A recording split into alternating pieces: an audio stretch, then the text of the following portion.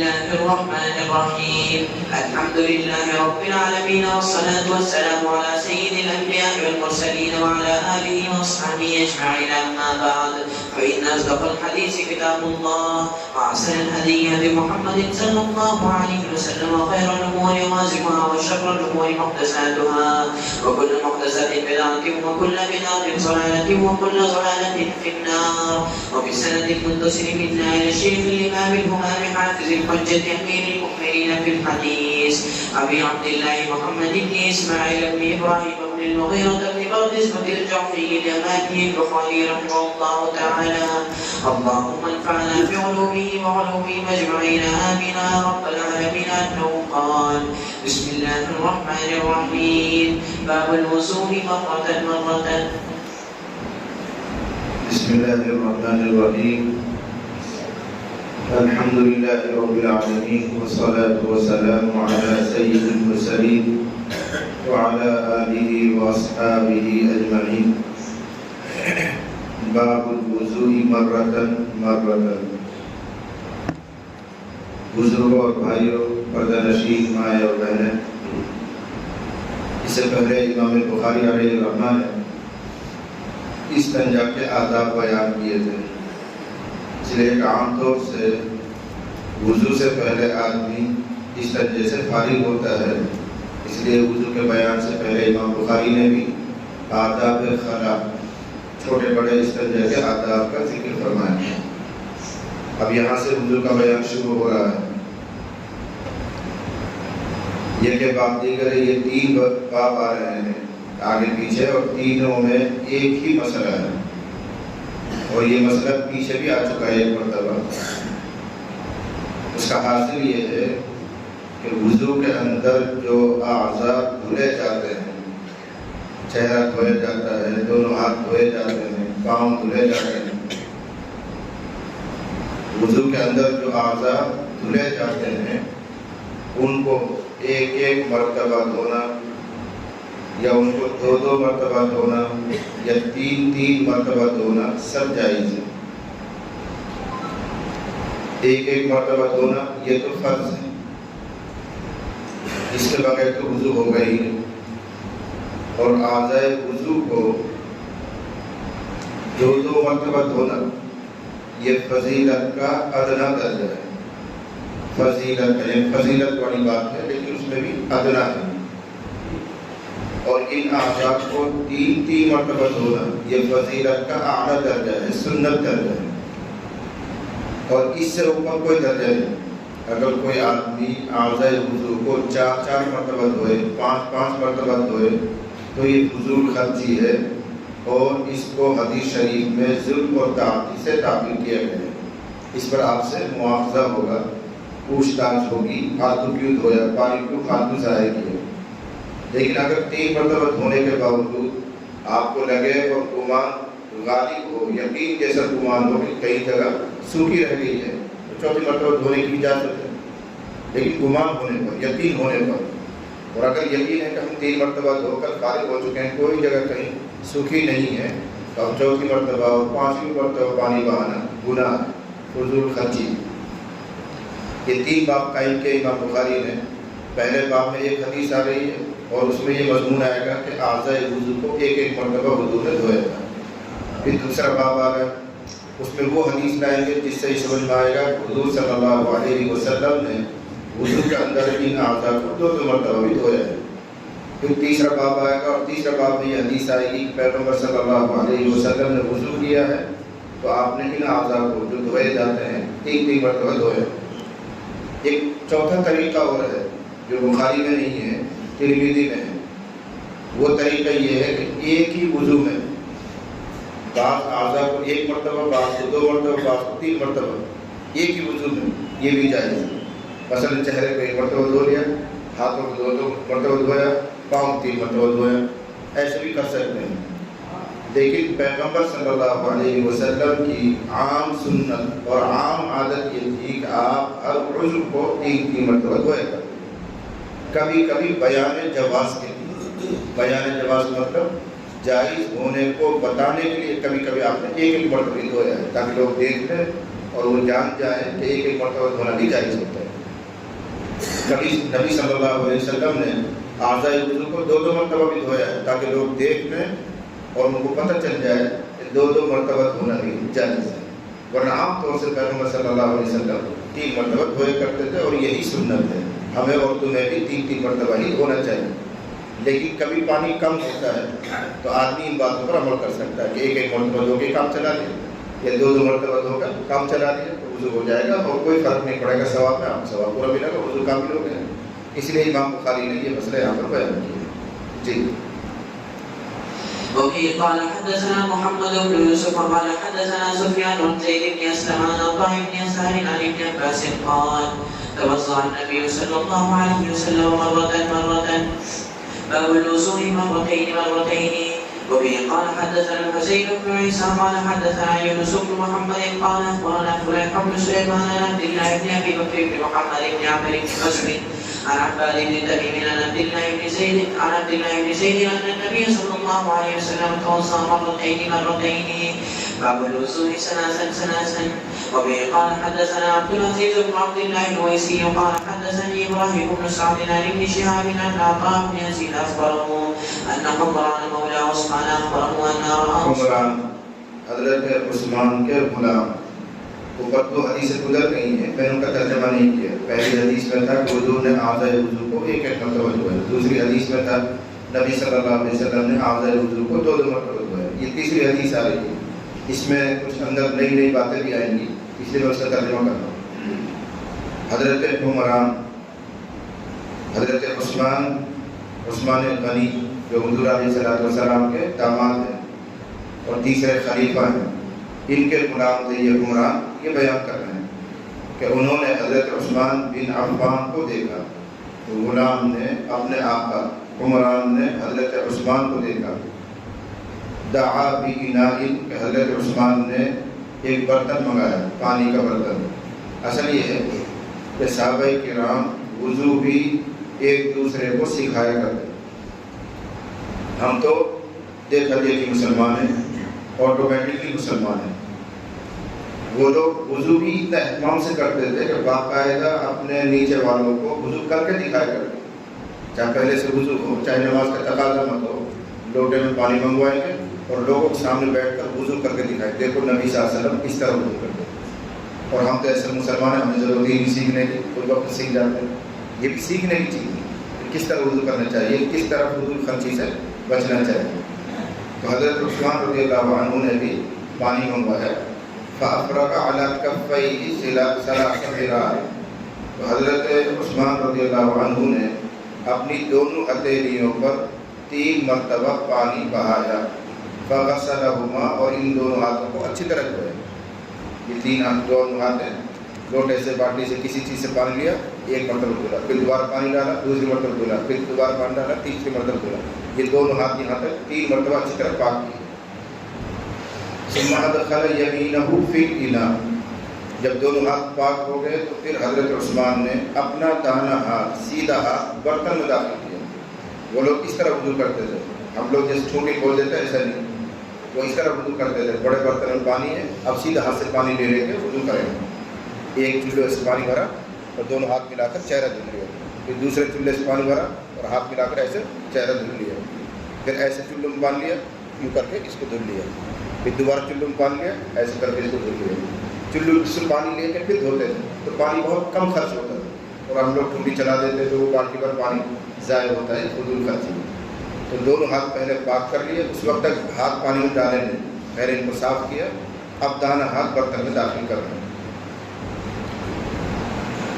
ثم ادخل يمينه في الاناء. پھر حضرت عثمان نے اپنا دانا ہاتھ برتن میں داخل کیا اور برتن سے ایسے چلو میں پانی لے کر فمزمزہ کلی کی.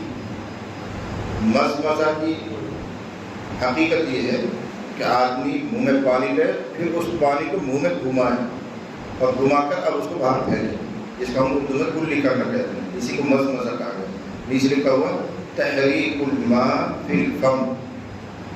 آپ نے منہ میں پانی لیا اور پھینک دیا، اس کو کلی نہیں کہیں گے، بلکہ منہ میں پانی لے کے اس کو گھمائے پہنے اور پھر اس کو باہر پھینکنا، اس کو کلی کہیں گے. تحریک الماء فی الفم، پانی کو منہ میں حرکت دینا، گھمانا، اس کو کلی کہتے ہیں. تو بہرحال حضرت عثمان نے پہلے کلی کی، وستنثر پھر ناک جھاڑی، اور اس سے پہلے استنشاق ہوتا ہے. یہ دو الگ الگ چیزیں، استنشاق اور استنثار. استنشاق کا مطلب ہوتا ہے چلو میں پانی لے کر ناک میں چڑھانا، یہ تو ہے استنشاق. اس کے بعد پھر ناک کو جھاڑنا. تو یہاں استنثار کا لفظ آ رہا ہے، ناک جھاڑی، یعنی جب ناک جھاڑیں گے تو اس سے پہلے پانی چڑھایا ہوگا. آگے بھی اس کا بیان ہے. ثم غسل وجهه ثلاثا، پھر حضرت عثمان رضی اللہ عنہ نے اپنا چہرہ 3 مرتبہ دھولا. یہ ہے 3 مرتبہ اعضاء کو دھونا. وَيَدَيْهِ إِلَى الْمِرْفَقَيْنِ، اور دونوں ہاتھ دھلے کوہنیوں تک 3 مرتبہ. ثم مسح برأسه، پھر اپنے سر کا مسح فرمایا. یہاں 3 مرتبہ نہیں، حدیث میں یہاں ثلاثہ کا لفظ نہیں آ رہا جو کتاب دیکھ رہے ہیں. پھر حضرت عثمان نے اپنے سر کا مسح کیا. سر کے مسح میں 3 مرتبہ مسح کرنا سنت نہیں، یہ یاد رکھنا. صرف امام شافعی علیہ رحمہ یہ کہتے ہیں کہ سر کے مسح میں بھی تسلیس یعنی 3 مرتبہ مسح کرنا سنت ہے. 1 مرتبہ ہاتھ بھگویا، سر پر پھیر لیا، پھر دوبارہ ہاتھ بھگویا، پھر سر پر پھیرا، پھر تیسری مرتبہ ہاتھ بھگویا، پھر سر پر پھیرا. امام شافعی کہتے ہیں ایسے 3 مرتبہ مسح کرنا سنت ہے. ان کے علاوہ باقی جتنے امام ہیں، امام مالک ہے، امام اعظم ابو حنیفہ ہیں، امام احمد ہے، سفیان ثوری ہے، عبداللہ ابن مبارک ہے، اماموں کی ایک لمبی فہرست، ہم تو 4 کو ہی جانتے ہیں. ان سب کی رائے یہ ہے کہ سر کے مسح میں 3 مرتبہ ہاتھ پھیرنا سنت نہیں. سر کے مسح میں استیعاب سنت ہے. استیعاب کا مطلب گھیرنا. ایسے دونوں ہاتھ بھگوئے اور آگے ماتھے سے ایسے رکھ کر پیچھے یوں لے گئے اور پیچھے سے پھر آگے لیا ہے، اس کو کہتے ہیں استیعاب. یہ سنت ہے. اور فرض کتنا ہے؟ ہاتھ بھگوئے، یہ پھیر لیا، فرض ہو گیا. تو اس فرض پر اضافہ کرنا یہ سنت کہنا ہے. سمجھ لیں؟ تو اس میں 3 مرتبہ نہیں کرنا ہے. اگر 1 مرتبہ ایسے ہاتھ بھگو کر صرف یوں پھیر لیا کہیں بھی، چاہے آگے پھیرے چاہے پیچھے پھیرے چاہے دائیں پھیرے، فرض ادا ہو گیا، مسح ہو گیا، وضو ہو جائے گا آپ کا. لیکن اس میں سنت یہ ہے کہ دونوں ہاتھوں کو پانی سے تر کر کے ماتھے کے پاس رکھ کے ایسے پیچھے لے جائیں پورے سر میں، اور پھر پیچھے سے آگے لے آئیں. یہ سنت ہو جائے. اس کو کہتے ہیں استیعاب. تو سر کے مسح میں امام اعظم، امام مالک اور امام احمد ان کے نزدیک یہ استیعاب پورے سر کو مسح میں گھیرنا یہ سنت ہے. 3 مرتبہ پانی کا ہاتھ پھیرنا یہ سنت نہیں ہے. اگر 3 مرتبہ آپ پانی کا ہاتھ پھیریں گے تو جو مسح رکھنے کی شریعت میں حکمت ہے وہ ختم ہو جائے گی. کیا حکمت تھی؟ شریعت نے سر دھونے کے بجائے مسح کرنے کا حکم تخفیف کے لیے رکھا تاکہ 5 وقت میں آدمی کا سر پانی سے نہ بھیگے. اگر ہر مرتبہ 3 اعضاء کے دھونے کی طرح سر کو دھونے کا حکم دیا جاتا اور 5 مرتبہ دن میں وہ سر دھوتا، بیمار پڑ جائے گا، نزلہ ہو جائے گا، زکام ہو جائے گا، خاص طور سے سردیوں میں. اس لیے شریعت نے اس حکم کو تھوڑا ہلکا کیا کہ دھونے کی ضرورت نہیں، بس ہاتھ پھیر لیا کرو. اب اگر 3 نئے پانی سے ہاتھ پھیرے گا تو وہ تو غسل ہو جائے گا، وہ تو دھونے کی طرح ہو جائے گا. تو شریعت نے جو مسح رکھا تھا وہ اس مسئلے سے رکھا تھا کہ آدمی بیمار نہ پڑے، اور 3 مرتبہ ہاتھ بھیگو کیسے پھیرے گا تو پھر بیمار پڑے گا. تو شریعت کی جو مسئلے کی حکمت تھی وہ ختم ہو جائے گی. اس لیے یہ 3 امام یہ کہتے ہیں کہ سر کے مسح میں تسلیس نہیں، تسلیس مطلب 3 مرتبہ ہاتھ پھیرنا نہیں ہے، بلکہ پورے سر پر 1 مرتبہ مسح کرنا بس یہ سنت ہے. اس لیے پوری حدیثوں میں کہیں بھی آپ کو نظر نہیں آئے گا کہ مسح برأسہ ثلاثا کہیں آ رہا، مطلق آئے گا مسح برأسہ، کہیں آئے گا مسح برأسہ مرۃ، کہ سر کا 1 مرتبہ مسح کیا، سر پر مسح کیا، بس اس طرح آئے گا. 3 مرتبہ مسح کیا کہیں کسی حدیث میں نہیں آئے. اس لیے یہ تینوں امام یہ کہتے ہیں کہ 3 مرتبہ مسح سنت نہیں، صرف 1 ہی مرتبہ ہے اور وہ بھی پورا سر کو گھیر دے. یہ حدیث سمجھنے کے لیے اتنا کافی ہے. یہاں رک کر ایک چیز اور میں آپ کو سمجھاؤں. بعض لوگوں میں اور خاص طور سے ہمارے دعوت و تبلیغ کے ساتھیوں میں مسح کرنے کا ایک طریقہ چلا ہوا ہے اور اس کو وہ سنت مانتے ہیں. پہلے ذہن صاف کر لیں، وہ طریقہ سنت نہیں ہے اور حدیث سے ثابت نہیں. وہ طریقہ یہ ہے کہ خاص طور سے ایسے ہاتھ بھگوئیں گے اور پھر یہ 3 انگلیاں سر پہ اوپر یا ماتھے پہ رکھیں گے، یہ انگلی اور انگوٹھا دور ہیں، اور ایسے کر کے کھینچ کے لے جائیں گے پیچھے، اور پھر یہ جو ہتھیلی کا حصہ ان کو یہاں سے یوں لائیں گے اور یہ 2 انگلیاں کام میں پھیریں گے ایسے کر کے، انگوٹھا پیچھے پھیریں گے اور پچھلے حصے پہ یوں کریں گے. اس کو سنت سمجھتے ہیں، سنت نہیں ہے، کسی حدیث سے ثابت نہیں ہے۔ ایسا مسح کرنا چاہیں کر سکتے ہیں، لیکن اس کو سنت نہیں کہا۔ یہ طریقہ ہے، کر سکتے ہیں آپ، لیکن اس کو سنت سمجھنا اور حدیث سے ثابت ماننا یہ جہالت ہے۔ کسی حدیث میں کوئی طریقہ نہیں ہے۔ ہاں وہ طریقہ ہے وہ جو میں نے پہلے بتایا، کہ پیغمبر علیہ السلام نے یہ دونوں ہاتھ ایسے بھگوئے اور ماتھے پر یہاں رکھے اور پیچھے پورا سر کو ایسے گھیرتے ہوئے لے گئے، سارا پورا سر یہاں تک یہ کنپٹی تک ایسے کھینچتے ہوئے یوں لے گئے اور پھر پیچھے سے آگے لیا ہے، یہ مسح ہو گیا۔ اس طرح حضور علیہ السلام نے فرمایا مسح کیا، اس کو استیعاب کہتے ہیں۔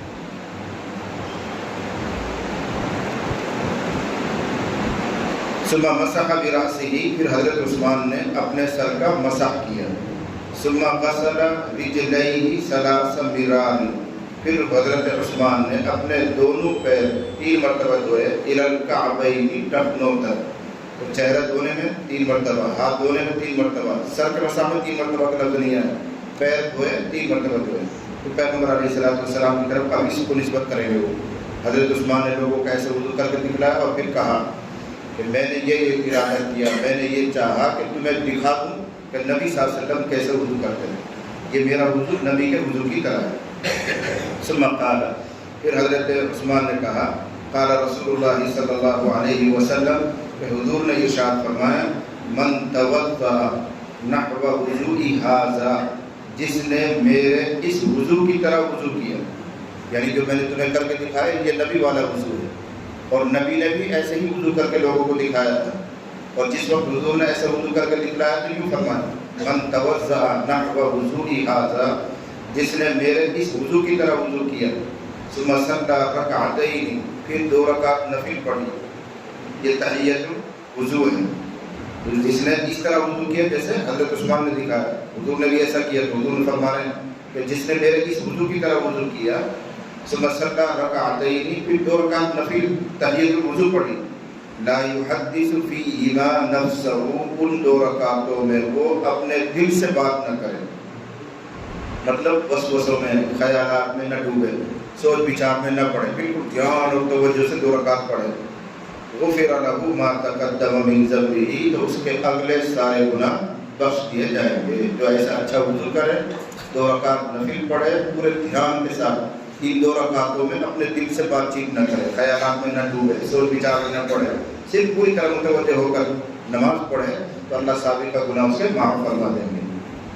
یہ الفاظ ہیں حضرت ابن شہاب کا استاد یہاں پر عطا بن یزید ہے، اوپر عن ابن شہاب ان عطا بن یزید نظر آ رہا ہوگا۔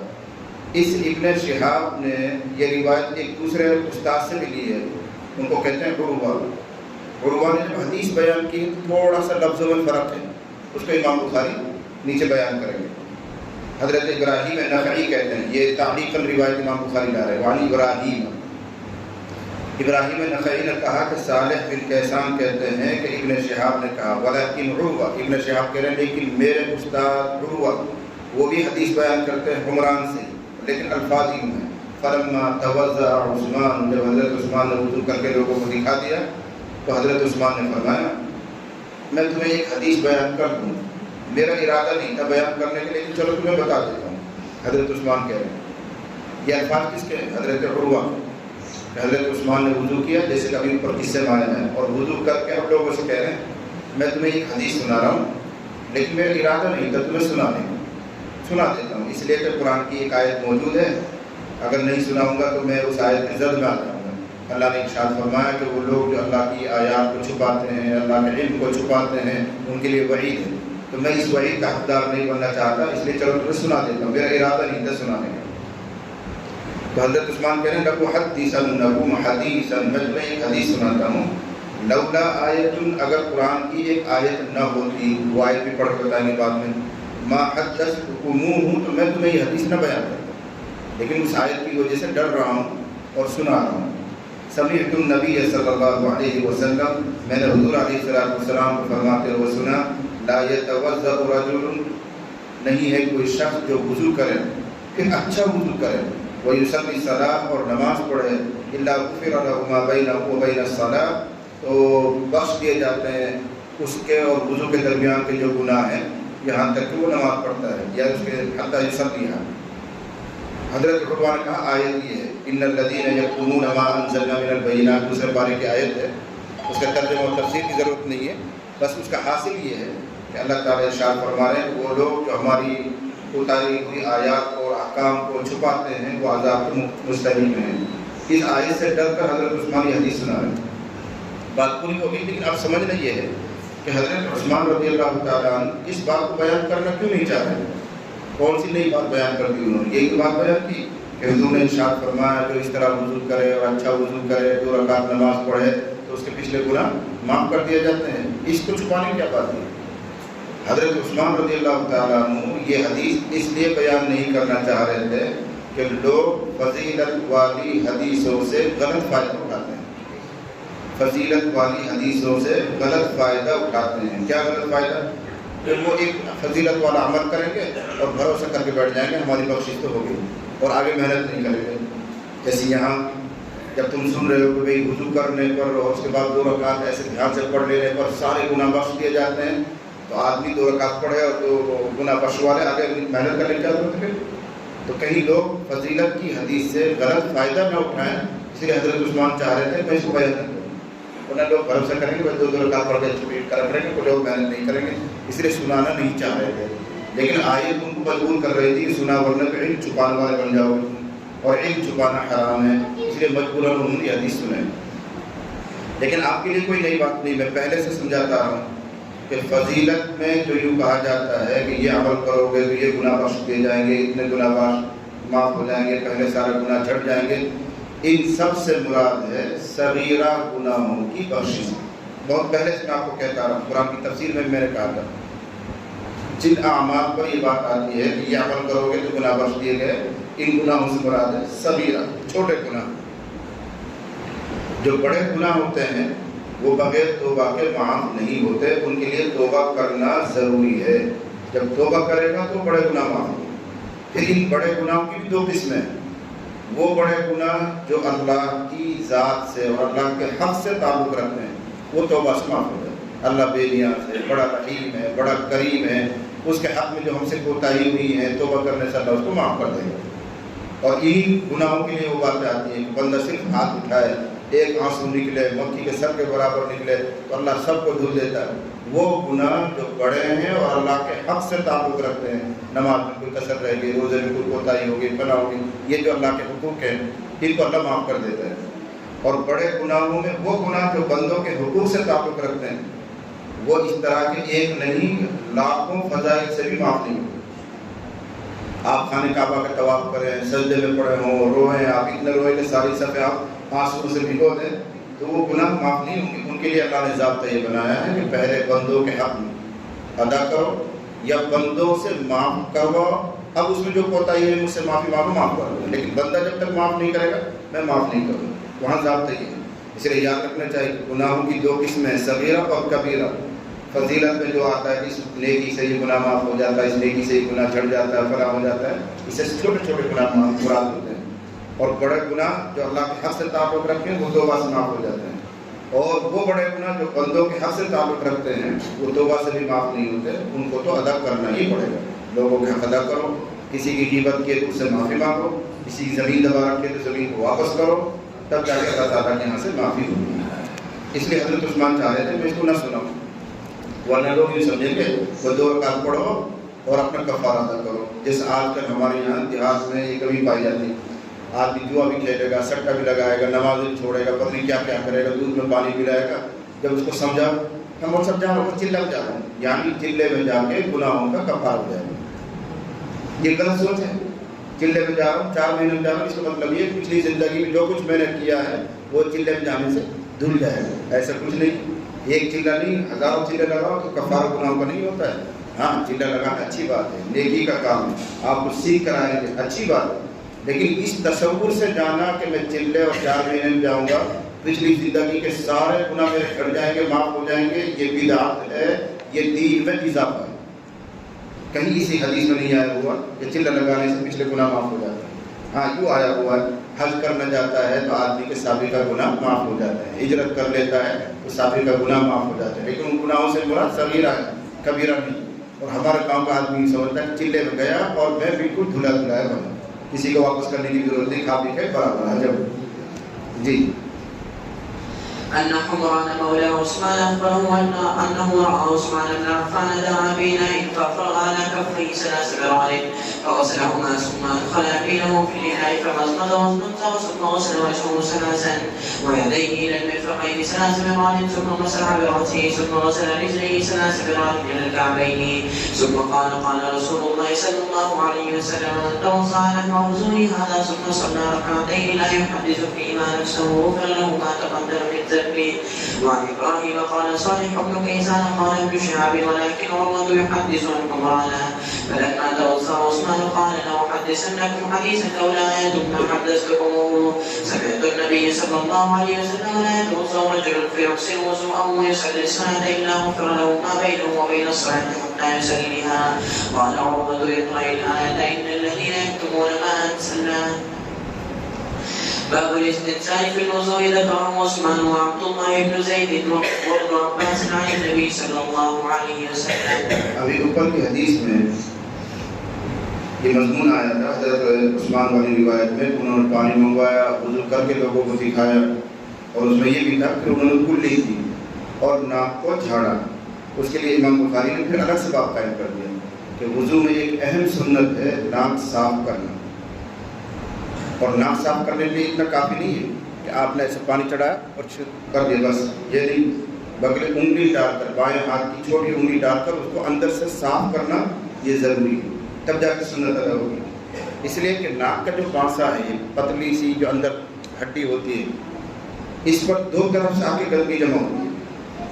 دماغ کی طرف سے ہلکا ہلکا پانی اترتا رہتا ہے، جب کبھی نزلہ ہو جاتا ہے تو زیادہ اترتا ہے، ریڈ پار نکلنے شروع ہو جاتی ہے، ورنہ ہر وقت قدرتی طور پر ہلکا ہلکا پانی یہاں پانسے پر آ کر جم جاتا ہے، اور گرد و غبار جو دنیا میں اڑتا رہتا ہے یہ بھی اس کو پر جا کے جم جاتا ہے. وہ سوکھا ہے عام حالات میں، ایسا آپ نے پانی ڈالا وہ گیلا ہو گیا، اور انگلی ڈال کر اس کو گھمایا نہیں اور صاف نہیں کیا تو گیلا ہونے کے بعد وہ بدبو دے گا. اس لیے یہ طریقہ بتایا گیا، پہلے استنشاق کرو، انگلی گھماؤ اچھی طرح، پھر ناک کو اچھی طرح جھاڑو. یہ مستقل ایک سنت ہے. امام بخاری علیہ رحمہ اس کی اہمیت بیان کرنے کے لیے الگ سے باب قائم کر کے اس کو لے کر آئے ہیں کہ اسلام میں اس کی بڑی اہمیت ہے کہ ناک صاف ہونی چاہیے. ایسا نہ ہو کہ سانس کے ساتھ ساتھ بدبو آ رہی ہو. کسی مومن کو ہمارے سانس کے ذریعے، بغل کی بدبو کے ذریعے اگر تکلیف پہنچے گی تو یہ کبیرہ گناہ ہے. اور لوگ گلی سٹ جا کر مسجد میں آ جاتے ہیں، گٹکا کھا کے مسجد میں آ جاتے ہیں. یہ تو ایک فطری چیز ہے، سانس آ رہا ہے اس کے ساتھ بو آ رہی ہے، پھل آ رہی ہے، یہ فطری چیز ہے. لیکن گٹکا کھانا، بیڑی پینا یہ تو ہماری اختیار کی چیز ہے، اس میں رعایت نہیں ہے تو یہاں کیسے رعایت ہو سکتی ہے؟ بلکہ بہت سے لوگوں کو تو افطار کرتے ہی بیڑی کی ضرورت ہے اور بیڑی پیتے ہی نماز میں شامل ہو جاتے ہیں. سراسر گناہ کی بات ہے. مسئلہ اتنا شدید ہے، سنو اچھی طرح، مسئلہ اتنا سخت ہے کہ اگر کسی آدمی کے منہ میں سے، بغل میں سے صفائی کرنے کے باوجود بدبو آتی ہو، بعض لوگوں کو رہتی ہے بیماری، منہ میں سے اور بدبو، بغل میں سے بدبو آتی ہے، وہ بیچارہ خوب منہ صاف کرتا ہے، بغل صاف کرتا ہے، پھر بھی بدبو آتی رہتی ہے. تو مسئلہ یہ ہے کہ اس کو جماعت کے ساتھ نماز پڑھنا جائز نہیں ہے. اپنے گھر میں بغیر جماعت کے نماز پڑھے، نہیں آنا چاہیے. اتنا شدید مسئلہ ہے. جب اتنی سختی بڑھتی گئی ہے تو اپنے طور پر بدبو پیدا کرنا، اس کی کیسے اجازت ہو جائے گی؟ بیڑی پی کر، سگریٹ پی کر، گٹکا کھا کر، اس کی بھی اجازت نہیں ہوگی. اگر آپ کو ایسی کوئی عادت پڑ گئی ہے تو منہ اچھی طرح صاف کر کے اور خوشبودار الائچی وغیرہ کوئی چیز استعمال کر کے پھر مسجد میں آنا چاہیے. 2 وجہ ہیں. ایک تو یہ کہ جو آس پاس میں آپ کے مقتدی شامل ہوں گے، ہو سکتا ہے ان کو تکلیف ہو، اور اگر ان کو تکلیف بھی نہ ہو اس لیے وہ خود بھی بیڑی چھوٹ جاتے ہیں تو بیڑی والے کو بیڑی والے مہک اچھی لگے، ہو سکتا ہے وہ بھی گٹکا کھاتا ہو، بیڑی پیتا ہو. تو ایک اور مخلوق ہے جو تمہارے ساتھ رہتی ہے مسجد میں، اس کو تکلیف پہنچے گی. ان الملائکۃ، یقیناً فرشتے تکلیف پاتے ہیں ان چیزوں سے جن سے ایمان والے مسلمانوں کو تکلیف ہوتی ہے. تو بیڑی، سگریٹ یہ چیزیں بری ہیں تو ان سے فرشتوں کو بھی تکلیف ہوتی ہے. تو ان کا خیال کر کے ہمیں منہ وغیرہ صاف کر کے آنا چاہیے. اس لیے حدیث میں استنساء، ناک صاف کرنے کی بڑی اہمیت آئی ہوئی ہے. امام بخاری نے الگ سے وہ باب قائم کی ہے. جی وبه قال حدثنا عبدان قال أخبرنا عبد الله قال أخبرنا يونس عن الزهري قال أخبرني أبو إدريس أنه سمع أبا هريرة عن النبي صلى الله عليه وسلم أنه قال آپ نے فرمایا من توضأ جو آدمی وضو کرے فلیستنصر تو اپنی ناک کو اچھی طرح جھاڑ لے، پانی ڈالے، انگلی گھمائے، پھر اچھی طرح سنک لے، اچھی طرح صاف کر لے۔ یستنصر امر غائب کا صیغہ ہے، اس وجہ سے بعض علماء یہ کہتے ہیں ناک جھاڑنا وضو کے اندر واجب ہے، بعض علماء یہ کہتے ہیں، لیکن ہمارے جو امام اعظم ابو حنیفہ رحمۃ اللہ علیہ ہیں، امام شافعی ہیں، امام مالک ہیں، ان کے نزدیک واجب نہیں، سنت ہے۔ امام احمد، امام اسحاق بن راہویہ دوسرا اور امام ہیں، ان کے نزدیک ناک میں پانی ڈال کر اس کو جھاڑنا یہ واجب ہے، اس لیے امر کا صیغہ آیا ہوا ہے، من توضأ فلیستنصر، اور امر واجب کے لیے آتا ہے، وجوب کے لیے آتا ہے، ان کی دلیل یہ ہے۔ لیکن ہمارے جو بڑے امام ہیں، امام اعظم، امام مالک، ان حضرات کی رائے ہے واجب نہیں ہے، سنت ہے، اس لیے کہ ایک حدیث میں آپ صلی اللہ علیہ وسلم نے ایک دیہاتی کو وضو کرنا سکھایا تھا، تو یوں فرمایا توضأ کما امرک اللہ، ایسے وضو کرو جیسے اللہ نے تمہیں حکم دیا ہے۔ اور اللہ نے سورہ مائدہ میں جہاں وضو کا طریقہ بتایا وہاں اس کا تذکرہ نہیں ہے، نام جھاڑنے کا، یہ واجب نہیں رہے گا۔ وہ چیزیں واجب اور فرض ہیں جو اللہ نے بیان کی ہیں، اور چونکہ نام جھاڑنے کا تذکرہ آیت میں نہیں ہے، اسی لیے حضرات نے کہا کہ یہ سنت مانا جائے گا، واجب اور فرض نہیں۔ یہ بہرحال علماء کی اپنی بحث ہے، ہمارے نزدیک ہے امام اعظم، امام شافعی، امام مالک کے نزدیک ناک جھاڑنا سنت ہے، لیکن بڑی اہمیت والی سنت ہے۔ اس حدیث میں دوسرا ٹکڑا آ رہا ہے وَمَنِ اسْتَجْمَرَ فَلْيُكْثِرْ، حدیث ایک ہی ہے، اس میں دوسرا ٹکڑا یہ ہے، اور جو ڈھیلا استعمال کرے تو وہ تا عدد استعمال کرے، جو ڈھیلا استعمال کرے وہ تا عدد استعمال کرے۔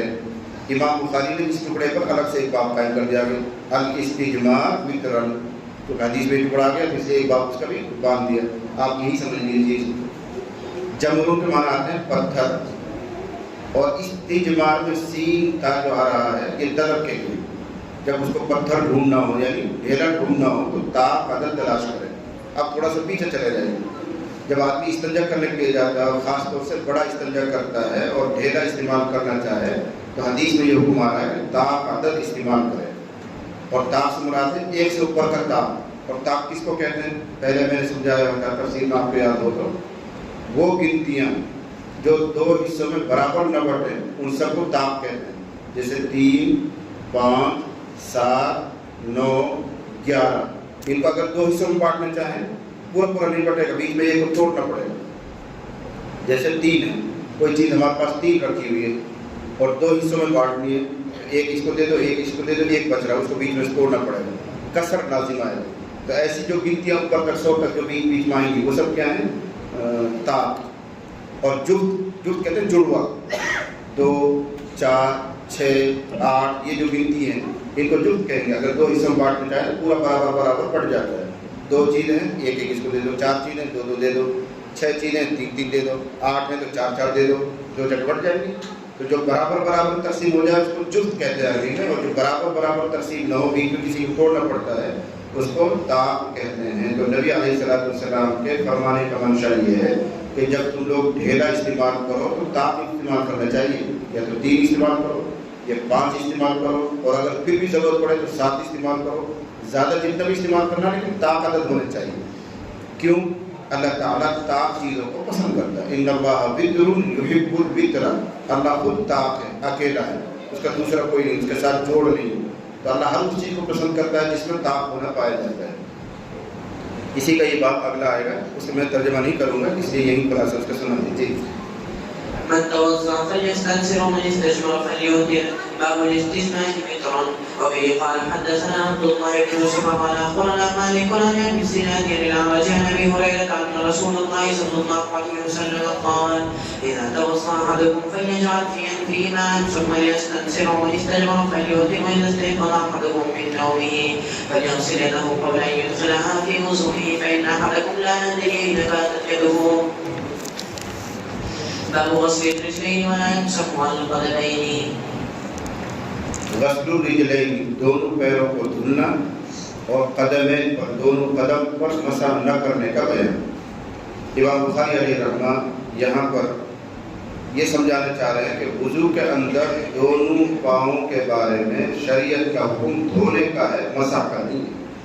اور یہ سمجھانے کی نوبت اس لیے آئی کہ شیعہ لوگوں میں جو فرقے ہیں ان میں ایک فرقہ ہے فرقہ امامیہ، جن کو ہم شیعہ کہتے ہیں، ان میں 12 فرقے ہیں، ان میں سے ایک فرقہ ہے فرقہ امامیہ۔ ان کی رائے یہ ہے کہ وضو کے اندر 2 اعضاء دھلے جاتے ہیں اور 2 اعضاء پر مسح کیا جاتا ہے۔ چہرہ دھلا جائے گا، دونوں ہاتھ دھلے جائیں گے، سر پر مسح کریں گے اور پاؤں پر مسح کریں گے۔ وہ یہ کہتے ہیں کہ وضو کا طریقہ یہ ہے۔ اور ساری امت اہل سنت والجماعت جن کو کہتے ہیں، یہ چاروں امام بھی، امام اعظم، امام شافعی، امام مالک، امام احمد اور سارے محدثین، ان سب کی رائے ہے کہ وضو کے اندر 3 اعضاء دھلے جاتے ہیں اور ایک جگہ مسح کیا جاتا ہے۔ سر پر مسح کریں گے، چہرے کو، ہاتھ کو، دونوں پیروں کو دھوئیں گے۔ ان کی ترتیب میں امام بخاری نے یہ باب قائم کیا ہے۔ تو پیروں کا حکم دھونے کا ہے، پیروں کا مسح کا حکم شریعت میں نہیں ہے۔ پتہ نہیں کہاں سے یہ لے کر آئے ہیں کون لوگ، فرقہ امامیہ، شیعہ لوگوں کے نزدیک۔ ہمارے میوات میں کوئی شیعہ بھی ہے نہیں کوئی، اس لیے آپ جانتے بھی نہیں، لیکن دنیا میں جب پاؤں پھیلاؤ گے نکلو گے تو ہمارے ہندوستان کے کئی شہروں میں شیعہ لوگ موجود ہیں، اور ہندوستان سے باہر جاؤ گے خود سعودی عرب میں شیعہ موجود ہیں، خود مدینے میں ایک بڑا محلہ شیعہ لوگوں کو موجود ہے، ہر سال ہنگامہ ہوتا ہے وہاں۔ تو یہ جو شیعہ لوگ ہیں وہ اپنا آپ کو مسلمان ہی کہتے ہیں، اور ہے بھی مسلمانوں سے ہی۔ ان کی سوچ یہ ہے کہ وضو کے اندر پاؤں پر مسح ہے جیسے سر پر مسح کیا جاتا ہے، دھلنے کا حکم نہیں۔ امام بخاری ان کے رد میں اور سمجھانے کے لیے یہ باب لے کر آئے کہ پیروں کے بارے میں حکم اللہ کا دھونے کا ہے، مسح کرنا۔ کیا دلیل ہے؟ یہ حدیث پیچھے بھی آئی ہوئی ہے، میں خلاصہ سنا دوں اس کا کہ نبی صلی اللہ علیہ وسلم ایک مرتبہ سفر میں تھے اور نماز عصر لیٹ ہوتی جا رہی تھی، اس لیے کہ کہیں وضو کرنے کے لیے پانی نہیں مل رہا تھا۔ تو آپ علیہ السلام نے فرمایا چلتے رہو، آگے ایک چشمہ آئے گا، وہاں پانی ملے گا، وضو کر لینا۔ تو لوگوں نے اپنی رفتار بڑھا، قافلہ ہوتا تھا، کوئی اونٹ پہ ہے، کوئی گھوڑے پر ہے، کوئی پیدل ہے، سفر اس طرح ہوتا تھا۔ تو تیز رفتار سواری والوں نے اپنی سواریوں کی رفتار بڑھائی اور جلدی اس چشمے پہ پہنچ گئے، اور عصر کی نماز کا وقت تنگ ہوتا جا رہا ہے، 10-20 منٹ میں سورج ڈوبے گا، ایسے لیٹ ہو رہی نماز۔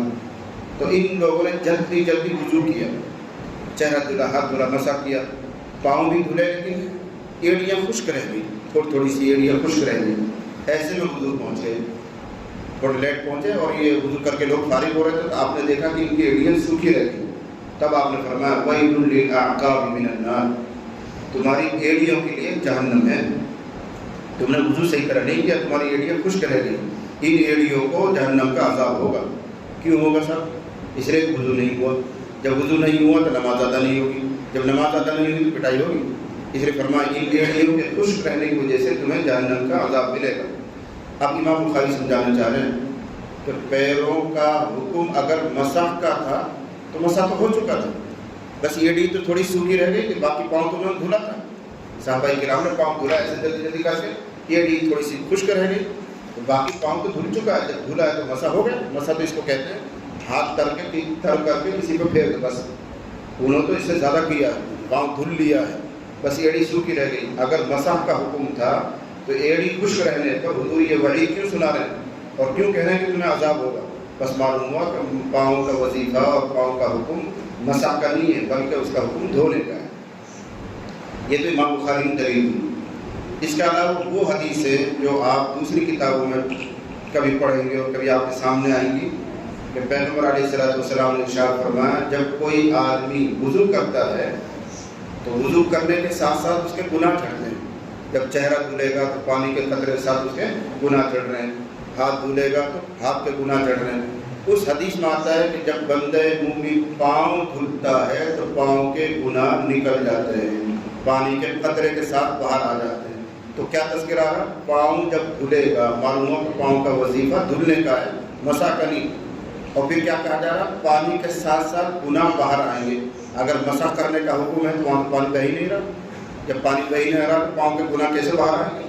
اس حدیث سے بھی پتہ چلا کہ پاؤں کے بارے میں حکم دھونے کا ہے، مسح کا نہیں ہے۔ اور قرآن کی آیت بھی ہے سورہ مائدہ میں جہاں وضو کا تذکرہ آیا ہوا ہے وہاں دھونے کا ہی تذکرہ ہے۔ یا ایھا الذین آمنوا اذا قمتم الی الصلاۃ فاغسلوا وجوہکم وایدیکم الی المرافق وامسحوا برؤوسکم وارجلکم جو فتحہ والی قرات ہے، نصب والی قرات ہے، اور وہی عام قرات ہے۔ اس کا عطف کہاں جا کر ہوتا ہے؟ فَاغْسِلُوا وُجُوهَكُمْ وَأَيْدِيَكُمْ پر، چہرہ دھلو، اپنے ہاتھوں کو دھلو اور پیروں کو دھلو۔ تو قرآن بھی کہہ رہا ہے پیروں کو دھلو۔ ان لوگوں کو جو شبہ ہوا ہے وہ جر والی قرات سے ہوا ہے، وَامْسَحُوا بِرُؤُوسِكُمْ وَأَرْجُلِكُمْ۔ جب جر پڑھیں گے، زیر پڑھیں گے تو رؤوس پر عطف ہو رہا ہے۔ ان لوگوں کو تعالیٰ نے کتاب کھول کے بیٹھے ہو، وَامْسَحُوا بِرُؤُوسِكُمْ وَأَرْجُلِكُمْ، تو رؤوس کے ساتھ جوڑیں گے، اور گویا قرآن یہ کہہ رہا ہے سروں کا مسح کرو اور پیروں کا مسح کرو۔ ان کو شبہ یہاں سے ہوا ہے کہ دیکھو اس کا عطف تو یہاں پر ہو رہا ہے، لیکن اگر اس کا عطف رؤوس پر ہو رہا ہے اور مسح کرنا سمجھ میں آ رہا ہے تو آگے جو اِلَى الْكَعْبَيْن کی قید آ رہی ہے، اس کا کیا فائدہ؟ وَامْسَحُوا بِرُؤُوسِكُمْ وَأَرْجُلِكُمْ إِلَى الْكَعْبَيْن، ٹخنوں تک۔ مسح کرنے میں ٹخنے تک کھینچنا ضروری نہیں ہے، 3 انگلی بھیجو اور پنجے کے اوپر ایسے پھیر دو، مسح ہو گیا۔ إِلَى الْكَعْبَيْن کی قید کا کیا فائدہ ہے؟ تو یہ إِلَى الْكَعْبَيْن کا جو لفظ آ رہا ہے یہ ہمیں سمجھا رہا ہے کہ مسح کا حکم نہیں ہے، اس لیے کہ مسح میں استیعاب نہیں ہوتا، یہ علمی زبان میں کہہ رہا ہوں، مسح میں استیعاب نہیں ہوتا، بس ٹچ کرنا ہوتا ہے، تھوڑا سا ہاتھ بھگو، کسی جگہ پر ہاتھ لگا دو، جیسے یوں ہاتھ بھگویا بس، استیعاب نہیں ہوتا، فرض نہیں ہے، سنت ہے وہ۔ تو ایسے ہی پیروں پر اگر مسح ہوتا تو اتنا حکم ہوتا، بس ہاتھ لگا دو۔ إِلَى الْكَعْبَيْن کا کیا مطلب ہے؟ ٹخنوں تک۔ یہ ٹخنوں تک کی جو قید آ رہی ہے یہ خود ہمیں سمجھا رہی ہے کہ پیروں کا حکم دھونے کا ہے، مسح کرنی۔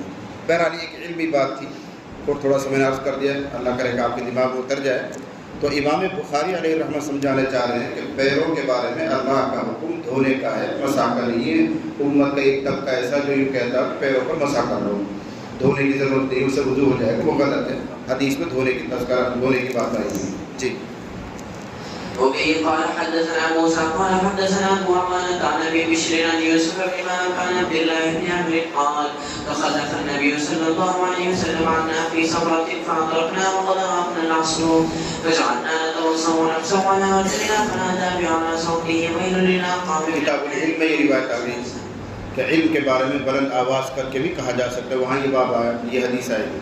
تو حضور علیہ السلام نے بلند آواز سے فرمایا وَيْلٌ لِلْأَعْقَابِ مِنَ النَّارِ مرتين أو ثلاث، 2 یا 3 مرتبہ فرمایا وَيْلٌ لِلْأَعْقَابِ مِنَ النَّارِ، جن کی ایڑیاں خشک رہ گئی ہیں ان کے لیے دوزخ کی وعید ہے، ان کے لیے دوزخ کا ویل ہے۔ ویل عذاب کو کہتے ہیں، جہنم میں ایک وادی کو کہتے ہیں۔ بہرحال آپ نے عذاب کی خبر سنائی ان لوگوں کو جن کی ایڑیاں خشک رہ گئی تھی، معلوم ہوا کہ دھونے کا حکم ہے، پاؤں پر مسح کا حکم ہے۔ جی ويل للأعقاب من النار مرتين أو ثلاثا باب البسمة في الوضوء قاله ابن عباس وعبد الله بن زيد عن النبي صلى الله عليه وسلم۔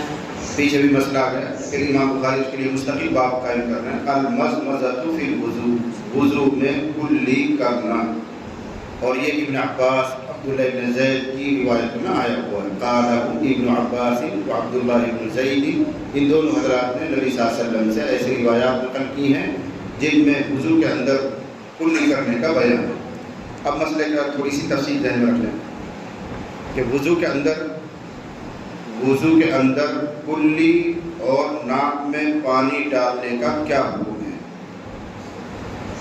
ہمارے نزدیک یعنی امام اعظم ابو حنیفہ رحمۃ اللہ علیہ کے نزدیک، ان کے ماننے والوں کے نزدیک وضو میں یہ دونوں چیزیں سنت ہیں، کلی کرنا اور ناک میں پانی ڈالنا وضو کے اندر سنت ہے، اور غسل میں یہ دونوں چیزیں فرض ہیں۔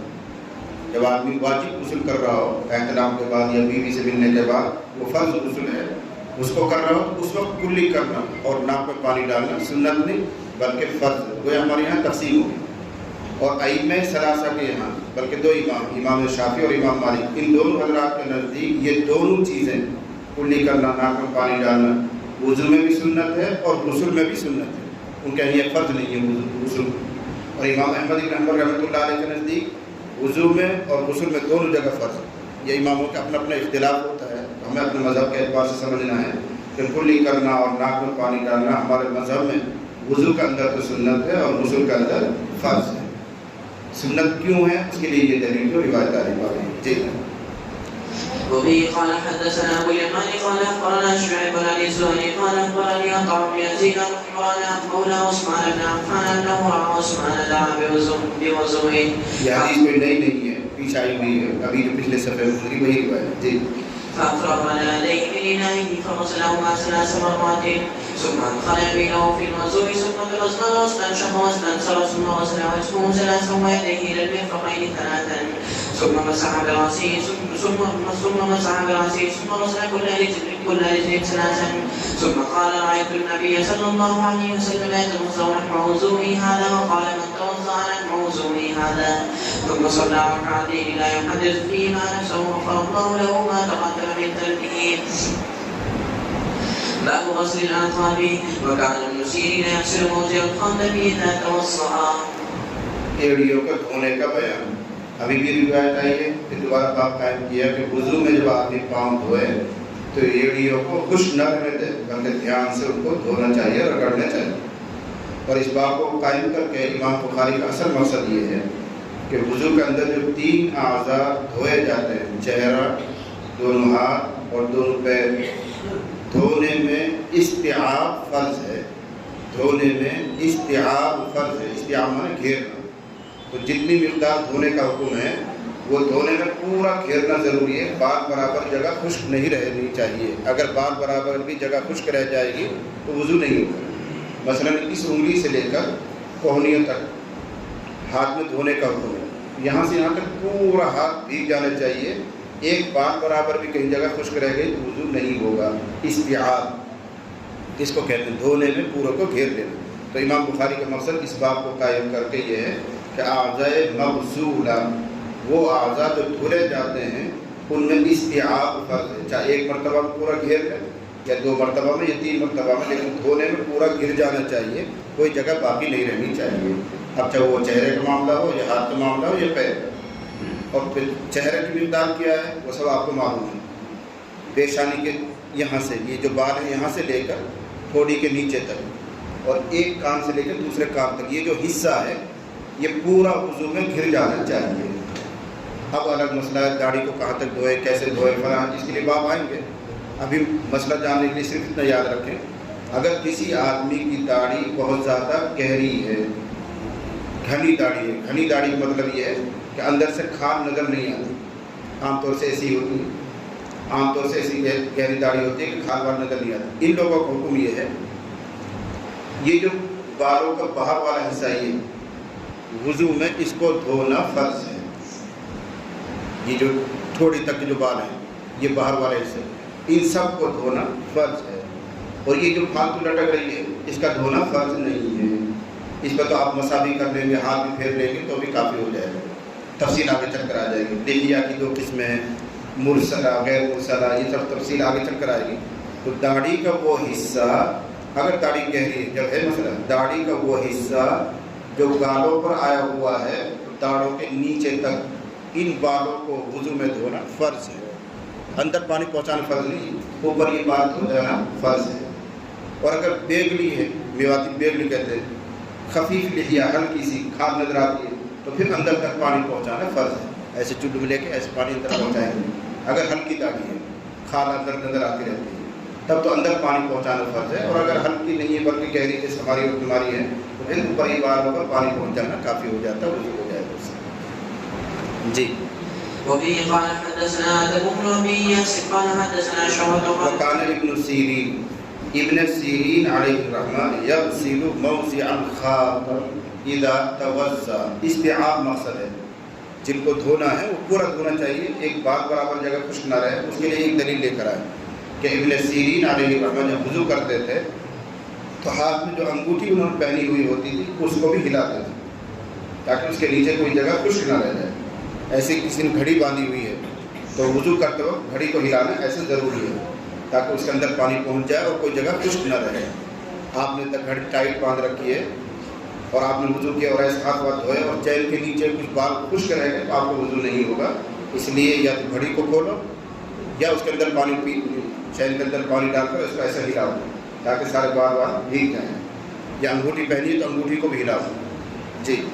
وبه قال حدثنا آدم بن أبي إياس قال حدثنا شعبة قال حدثنا محمد بن زياد قال سمعت أبا هريرة وكان يمر بنا والناس. محمد بن زیاد کہتے ہیں کہ میں نے حضرت ابو ہریرہ رضی اللہ عنہ کو سنا.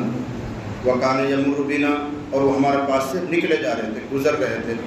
والناس یتوضؤون اور لوگ وضو کر رہے تھے من المطہراتی لوٹے سے، مطہرہ لوٹے کو کہتے ہیں، تو لوٹے میں پانی لے کر ایسا ہاتھ پہ لے کے لوگ وضو کر رہے تھے. حضرت ابو ہریرہ وہاں سے گزرے تو حضرت ابو ہریرہ نے لوگوں کو فرمایا اسبغوا الوضوء، اے لوگوں کامل وضو کرو، کامل، کوئی جگہ سوکھی نہیں رہنی چاہیے، پورا کرو. اسبغوا الوضوء، کامل وضو کرو، اس لیے کہ میں نے نبی صلی اللہ علیہ وسلم کو فرماتے ہوئے سنا ہے وَيْلٌ لِلْأَعْقَابِ مِنَ النَّارِ، وہی حدیث پر آئی ہے، ایڑیوں کے لیے جہنم کا عذاب ہے. اگر وہ خشک رہ گئی، چاہے پورا پاؤں دھل لیا، ایڑی ذرا سے خشک رہ گئی تو ان کے لیے بھی عذاب ہے. یہی حکم ہاتھوں کا ہے، یہی حکم چہروں کا ہے کہ ذرہ برابر بھی اگر کہیں خشک رہ گیا تو وضو نہیں ہوگا، پھر نماز بھی ادا نہیں ہوگی اور جہنم کے عذاب کا حقدار بنے گا. اس لیے ابو ہریرہ نے یہ نصیحت فرمائی. جی. سمعت أبا هريرة وكان يمر بنا والناس يتوضؤون من المطهرة فقال أسبغوا الوضوء فإن أبا القاسم صلى الله عليه وسلم قال ويل للأعقاب من النار. اللہ تعالیٰ عمل کی سعادت و توفیق عطا فرمائے. سبحان اللہ.